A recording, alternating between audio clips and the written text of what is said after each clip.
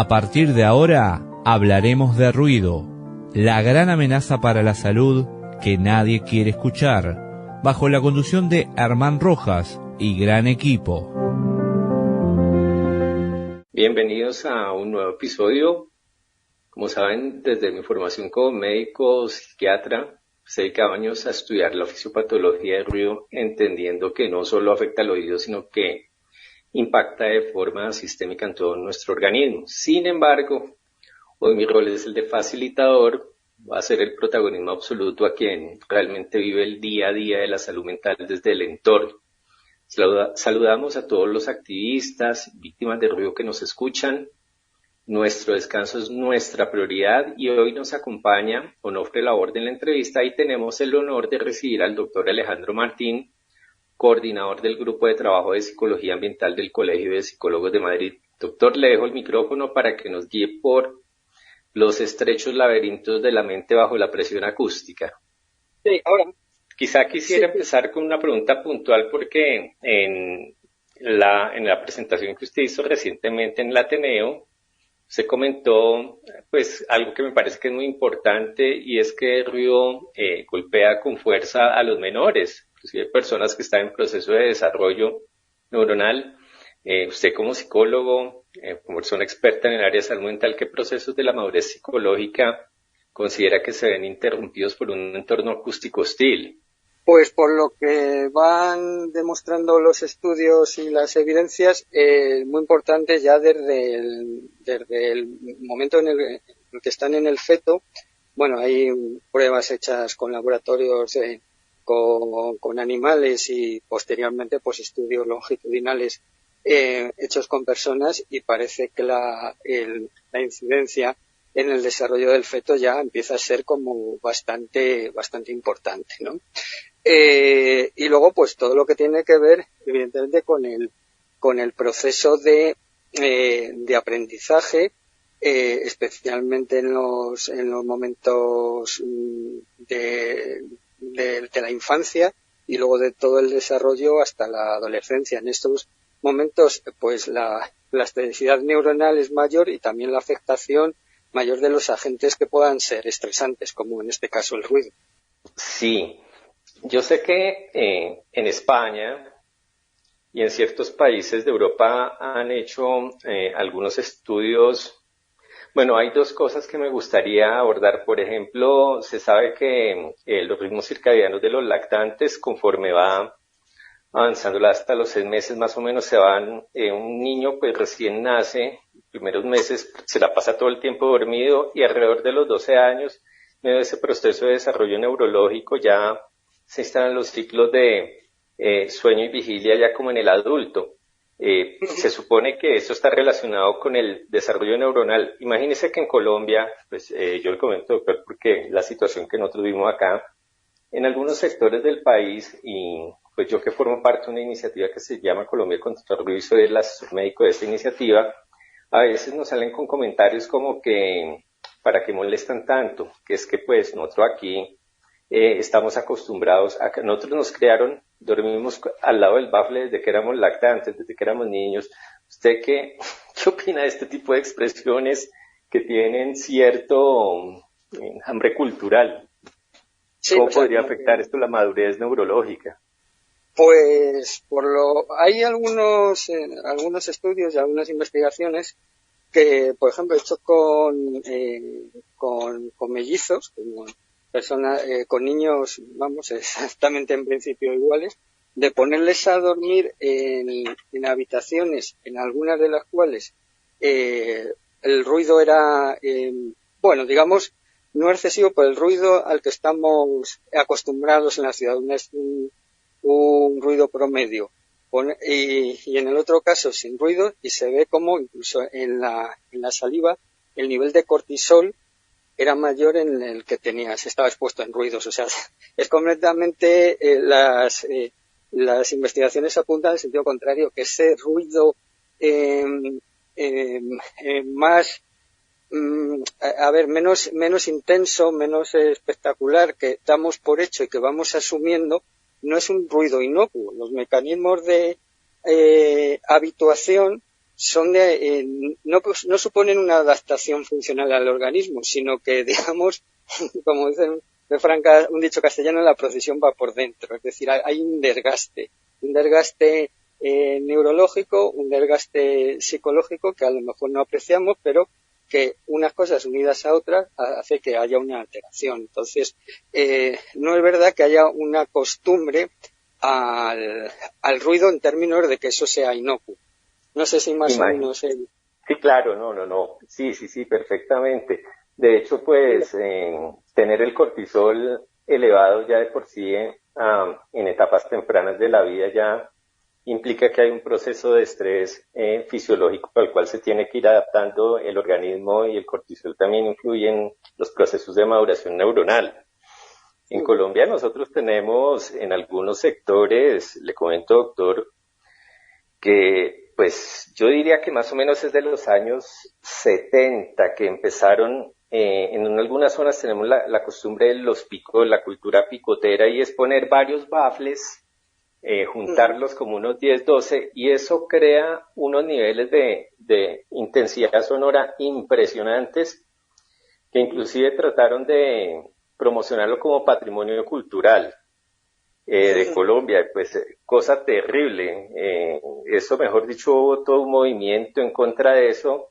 Y usted cree, por ejemplo, pues, claro, desde luego, sin que suene peyorativo, pero se tratan más o menos de entornos donde las comunidades tienen la costumbre de exponer a sus poblaciones donde hay niños, lactantes, personas con trastorno del espectro autista, personas en desarrollo, pero son zonas que habitualmente han tenido esta costumbre durante años. ¿Será que existe la posibilidad, por ejemplo, y de pronto, por qué no hacerle la invitación a ustedes a hacer un estudio de corte transversal en ciertas zonas para ver si hay algunas diferencias neurológicas por la exposición ambiental? Porque es que prácticamente la población la tenemos aquí, por lo menos en Colombia, no sé si en Uruguay. Sí, lo que puedo decir es que, a ver, como la investigación ahora es bastante incipiente, pero dentro de que es incipiente, los datos que hay son bastante concluyentes y apuntan en la dirección contraria. Es decir, que realmente, aunque no lo notemos, el efecto del ruido va a estar ahí y tiene esos efectos. Sobre todo lo que más he mostrado es a nivel el aumento de cortisol, que tiene que ver con la ansiedad y tiene que ver con el hecho de que las defensas de nuestro organismo, de nuestro sistema inmune, bajen. El otro día contaba también ahí en el Ateneo, el profesor Julio Díaz, cómo habían encontrado que había una correlación muy alta, no solamente con enfermedades cardíacas en los sitios donde había más ruido, sino en las pulmonares. No se lo explicaban hasta que se vio, encontraron que había una correlación muy alta y al final la explicación estaba en el aumento de cortisol, que hace, claro, que el sistema inmune pues rebaje su capacidad funcional. Y bueno, que realmente afecta a todos. Y ahora que hablaba, por ejemplo, de las personas con trastorno del espectro autista, pues es unas personas que peor llevan el ruido y los cambios de ruido, ¿no? Entonces, siempre yo hablaba también de las personas que puedan ser más vulnerables a los ruidos, y entre ellos estarían este colectivo, están las personas que tienen trastornos psicóticos, las personas mayores. Bueno, hay una serie de colectivos, evidentemente, son más vulnerables a los sonidos. Y también hablamos de eso, de introducir el concepto de que una ciudad lo mismo que tiene que ser accesible para que personas que a lo mejor tienen una minusvalía, tienen que ir en silla de ruedas, puedan acceder como los demás se puedan mover por la ciudad. Tendríamos que hablar de accesibilidad en términos acústicos y más que accesibilidad, habitabilidad, pensando siempre en personas que puedan tener todavía ser más vulnerables que nosotros, como las personas que hemos hablado, como bebés, niños, personas mayores, personas con trastorno del espectro autista, como personas con trastornos psicóticos, como las personas enfermas que están en casa o en hospitales. Es decir, los colectivos vulnerables son muy numerosos y deberían ser tenidos en cuenta. El saludo Claro. a Alejandro y Herman, también a toda la audiencia. Perdón que interrumpa, me gustaría hacerle una pregunta. ¿Qué tipo de consecuencias, de traumas tienen las personas víctimas del ruido? A ver, pues de los efectos que se han encontrado psicológicamente, ¿no? Aparte de los trastornos auditivos y de los trastornos fisiológicos, que claro, como, a ver, cuerpo y mente va todo unido, ¿no? Entonces lo que pasa en el cuerpo pasa en la mente y viceversa. Pero de hecho esa salvedad, la sintomatología que más se ha encontrado es el primero, la reacción de miedo, un miedo que es funcional porque evidentemente cuando en nuestra historia evolutiva el ruido nos hace ver si hay un enemigo o ese sonido es amenazante o no es amenazante. Entonces el miedo tiene una capacidad, es una emoción desagradable, pero es totalmente funcional, ¿no? Nos permite esa supervivencia, el efecto de que esos mecanismos neurofisiológicos nos transmiten la adrenalina, noradrenalina, es decir, una serie de mecanismos que lo que nos hacen es estar aptos para la huida o la respuesta de ataque. ¿Qué es lo que pasa? Que cuando ese miedo, esa señal se mantiene, nos desencadena un miedo y no tiene una utilidad, pues esa activación excesiva es lo que nos está creando pues esos excesos de cortisol y de sustancias que va a hacer que nuestro corazón esté más acelerado sin tener por qué, etcétera. Hay un desgaste, hay una disfuncionalidad en la respuesta. Entonces se queda asociado a veces el sonido con el miedo. Y no un miedo ante una señal de peligro, sino un miedo generalizado. Vale. Relacionado con el miedo, la ansiedad. La ansiedad, los trastornos de ansiedad, que es uno de los, digamos, de las enfermedades o de los trastornos psicológicos más extendidos, por ejemplo, aquí en España y en las ciudades, me imagino que allí será un poco igual. La depresión, lógicamente, la depresión que puede venir por muy diferentes causas, porque en un primer momento el sonido lo que nos va a hacer, digamos, es como nos va a activar, va a haber esa ansiedad, pero posiblemente cuando estamos en un exceso de ansiedad, es decir, luego hay un reflujo, hay como un reflujo en el cual tenemos toda la sensación completamente distinta, ¿no? De que estamos como de bajón, de apatía, que por dónde puede venir también el hecho de sentir depresión, por lo que llamamos la indefensión aprendida, ¿no? Estoy indefenso porque no puedo actuar sobre la fuente que me está produciendo ese malestar. Y ese sentimiento de indefensión aprendida produce una desmotivación, una falta de ganas de intentar hacer nada, porque total no va a tener consecuencias, a evitar situaciones que antes nos podían reforzar, etcétera. Es bastante complejo y claro, todos estos síntomas en cada persona funcionan de una forma diferente. Hay otros que tienen los trastornos de aprendizaje, que también ahora, pues entre la gente joven se está viendo mucho, no están sobreexpuestos a una estimulación auditiva fuerte y bueno, pues hay una correlación. O sea, no podemos saber hasta qué punto es causa y efecto, pero la correlación está ahí y algo tendrá que ver, ¿no? Otros efectos, como decía, que a lo mejor con personas con trastornos psicóticos, por no va a producir una psicosis directamente, pero en personas vulnerables, el hecho de que estén sometidos, a ellos les cuesta a lo mejor más cerrar el entorno estimular, ¿no? Diferenciar entre los sonidos clave y los sonidos de fondo. Pues todo eso influye. Los efectos que puedan tener también con otras sintomatologías, pues sobre todo hay un factor clave que es el sueño. El sueño y la falta de sueño reponedor, que esa a su vez va a ser un efecto del ruido, pero a su vez va a ser una causa concomitante que va a agravar o va a originar otros problemas, como puedan ser precisamente si yo no descanso bien, no duermo bien, no tengo un sueño, un descanso reparador, pues voy a tener más propensión al estrés, a la ansiedad, a la fatiga mental, porque no me he renovado, no me he repuesto. Aparte de cognitivamente, los efectos cognitivos también, si no tenemos un sueño reparador, no tenemos ese descanso reparador, vamos a tener una falta de regulación emocional. Voy a ser más propenso a la ira. Si soy más propenso a la ira, pues ¿qué va a pasar? Que a lo mejor mis relaciones sociales o mis relaciones familiares se van a ver deterioradas, ¿no? Todo como una serie de línea de causa y efecto que en función de la persona y del caso, pues va a ser muy diferente en unos casos que otros, ¿no? Va a depender de unos factores que puedan ser atenuantes, positivos, y otros aceleradores negativos. Pero quizá en la falta, en el problema del sueño, cómo afecta al sueño, ahí es donde vamos a tener, digamos, un factor muy potenciador de toda la problemática derivada con el ruido. Una pregunta más de mi parte, y le doy después la palabra a Armán.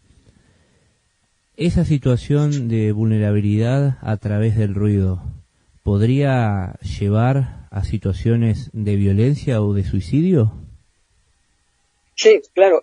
Una cosa que esto, digamos, son los efectos más concretos. Porque es lo que pasa, que una persona cuando se siente mal, va a intentar hacer unas conductas compensatorias. Entonces, a veces puede tender a buscar ayuda, a hacer deporte, a hacer algo que sea positivo, o muchas veces va a caer en lo contrario, ¿no? Que es en unas pautas de consumo de alcohol, consumo de drogas, de tabaco, una dieta más pobre, más basada en y en último caso al suicidio.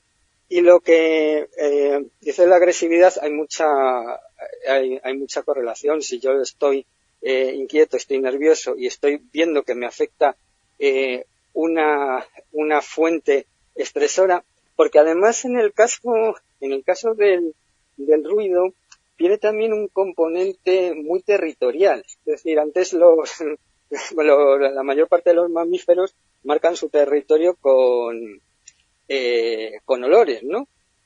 Aquí vemos los perros levantan la patita y dejan su marca odorífica.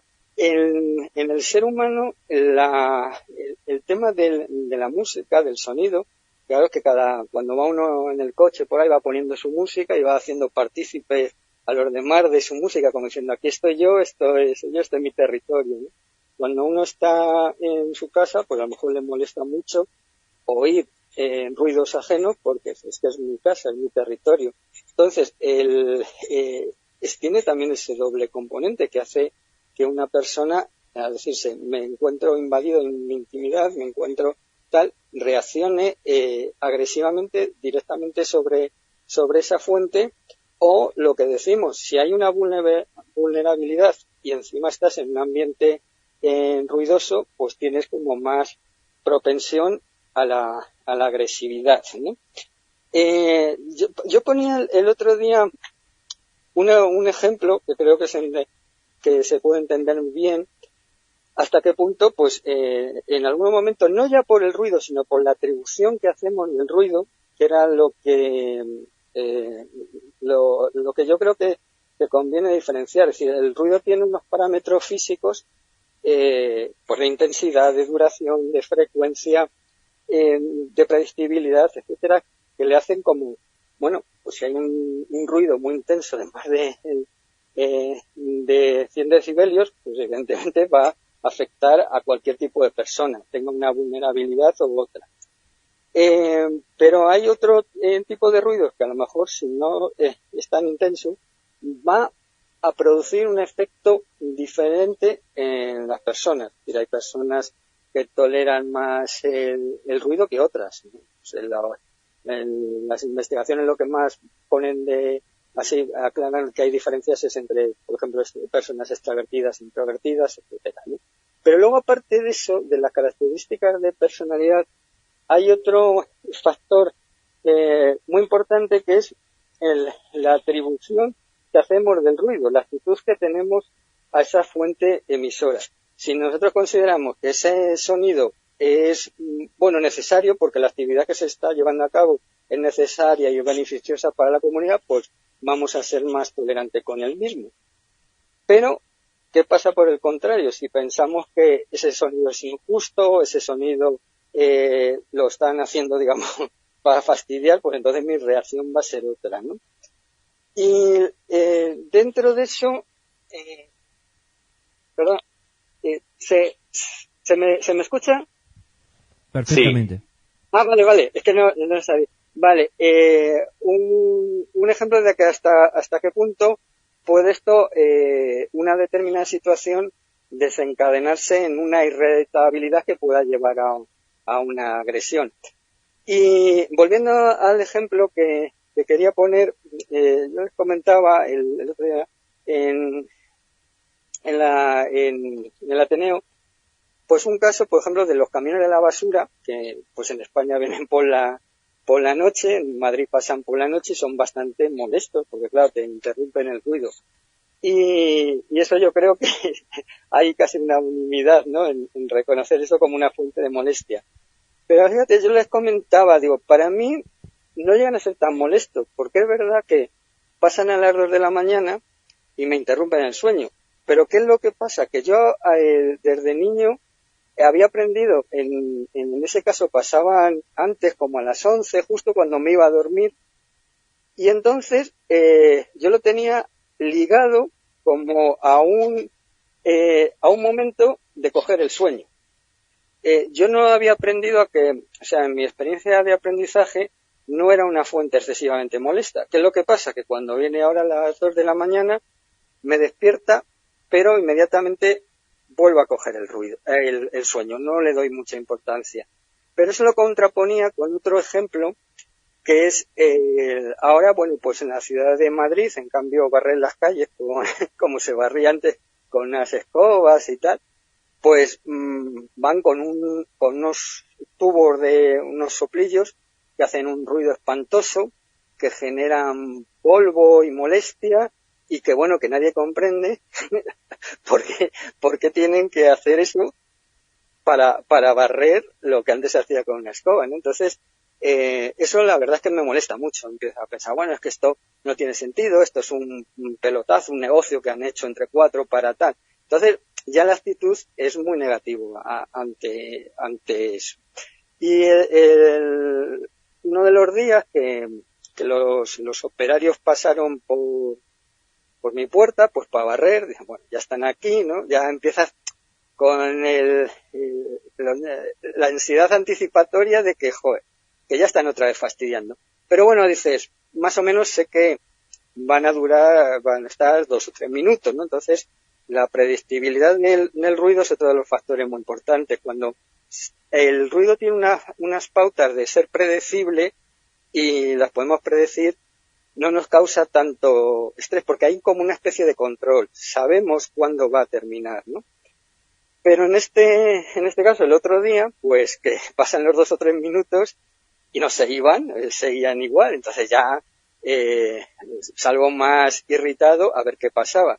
Y bueno, me encuentro que estaban unos alcorques de los árboles intentando quitar unas hojas que yo mismo había puesto, pues como a veces hay que barrerlas porque ellos no vienen, pues los había puesto ahí para proteger al árbol y tal. Entonces, como el alcorque, la tierra estaba húmeda, no podían sacarlo y estaban, en cambio, sacarlo con otros medios, ahí con el soplillo haciendo un ruido espantoso, etcétera. Entonces ya me fui a por ellos a decirles algo, pero claro, incomunicación. Ellos, para protegerse de ese ruido, tienen unos cascos puestos que impide todo que gane el sonido y me oigan a mí. Entonces, bueno, a base de aspavientos, moviendo los brazos y tal, ya me pararon en mí, se quita el operario el casco y me dice, ¿qué pasa? Y digo, hombre, esto que estáis haciendo es totalmente absurdo, ¿no?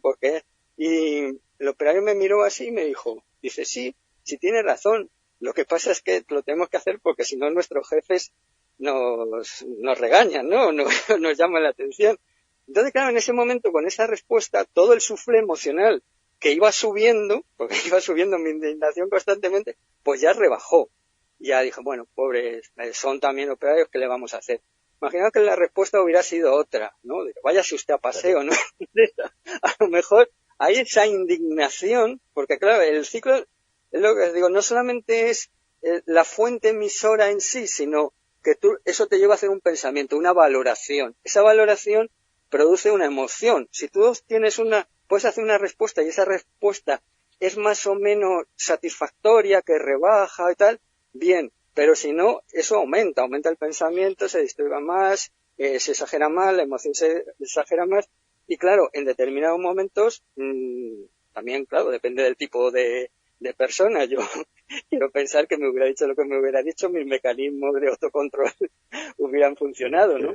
Pero hay gente más agresiva o en otro momento que puede hacer, sí, de hecho, pues, hombre, ha habido, yo tengo bastantes casos de estos que ves en crónicas de sucesos que se han liado a tiros o a puñetazos por gente por tener la música, pues no sé qué, claro. En Colombia es muy frecuente, doctor Martín. Me imagino.